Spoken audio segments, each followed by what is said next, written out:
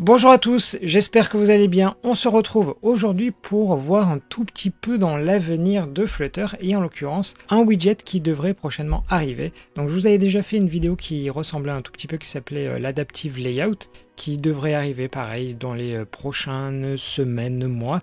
Et là, en l'occurrence, on va voir la même chose. Alors, ce nouveau widget, il s'appelle Dynamic Layouts et il a été intégré dans ce qui s'appelle Flutter Packages. Donc, c'est là où en fait on retrouve les packages officiels de Flutter.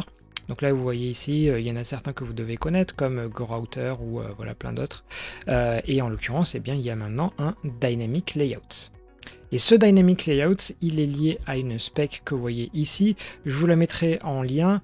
Mais grosso modo, qu'est-ce que dit cette spec? C'est que finalement, aujourd'hui, le problème qu'il y a, c'est que quand on a des widgets qui ressemblent à ceci, voilà, qu'on veut faire une grille avec des tailles d'éléments un peu différentes, et bien c'est relativement compliqué, à tel point que bien il faut passer par une dépendance externe. Et ici, eh bien c'est Romain Rastel qui est un Français qui s'occupe d'ailleurs, c'est même pas au passé, de cette dépendance avec une grille dont les éléments ont des tailles qui ne sont pas uniformes. Et donc là-dessus, eh bien on va regarder maintenant ce que nous propose ce fameux Dynamic Layout. Et ce Dynamic Layout, il va nous proposer finalement deux widgets. Alors avant qu'on regarde ça, juste on va regarder en termes de code, aujourd'hui qu'est-ce qu'on est capable de faire. Donc la première démonstration, je vais vous parler du widget qui s'appelle Wrap. Donc le principe de Wrap, c'est tout simplement que ça va afficher les éléments les uns à la suite des autres. Alors je vous donne un exemple.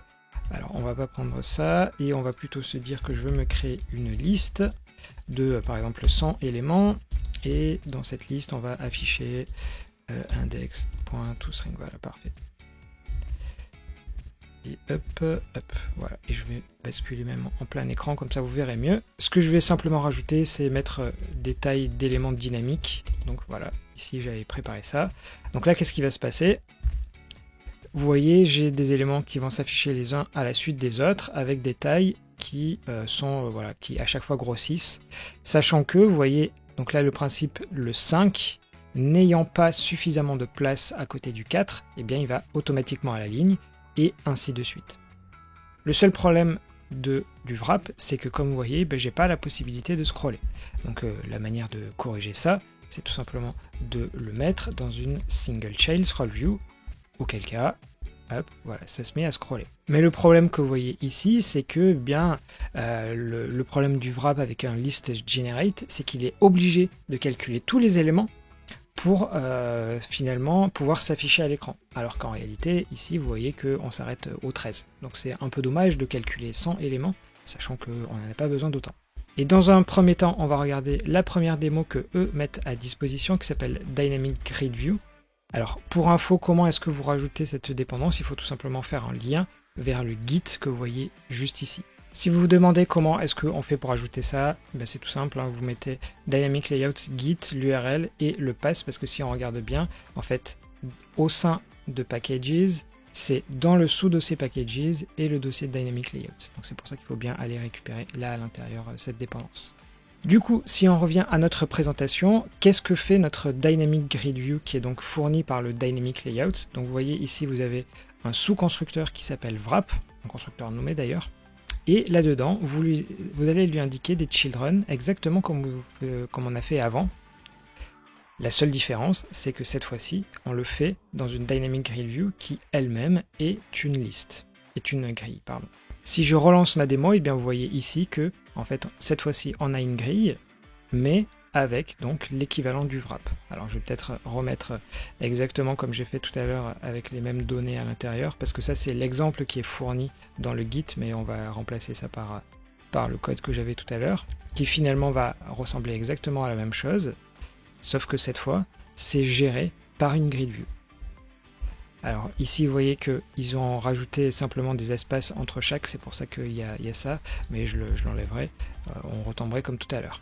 Donc là l'idée c'est que Dynamic Layout va nous fournir un wrap pour les grid view, donc sans que vous ayez rien besoin de coder vous-même, sachant que les grid view c'est toujours un peu embêtant à coder parce qu'il faut donner des égalités et toutes ces choses là. Là il n'y a même plus besoin de se prendre la tête là-dessus. Donc wrap, ça c'est le premier élément. Ensuite il y a un deuxième, donc là vous voyez ici wrap, et le second il s'appelle tout simplement staggered, qui donc revient à la même chose que cette dépendance qui était faite par Romain.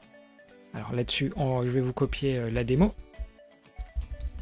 Et dans cette démo, qu'est-ce qu'on voit? Eh bien tout simplement que ça va faire finalement à peu près la même chose, mais on est en staggered. Alors hop, je vais vous afficher le contenu. Et vous voyez, donc il me fait le 0, le 1, le 2, le 3, le 4.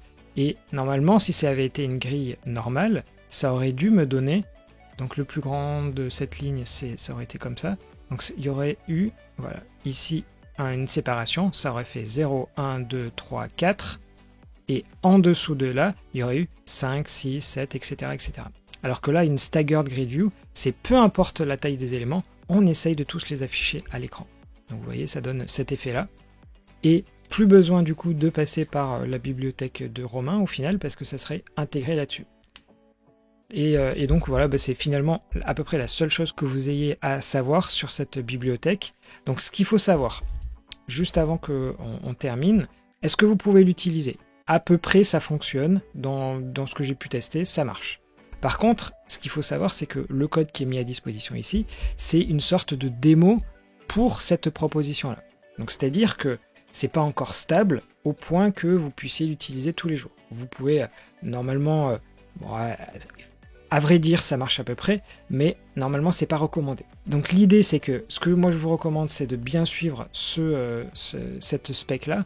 Comme ça, vous serez notifié de quand est-ce que ça va avancer. Et une fois que tout sera bien terminé, eh bien, ça sera un package qui se rappellera Dynamic Layouts et qui sera publié sur Pub. Là, à l'heure actuelle, si on regarde sur Pub, eh bien, il n'y a rien du tout qui est publié. Dynamic Layouts, vous allez voir qu'il n'y en a pas. Voilà, donc c'était juste pour vous montrer ce Dynamic Layouts qui devrait arriver bientôt.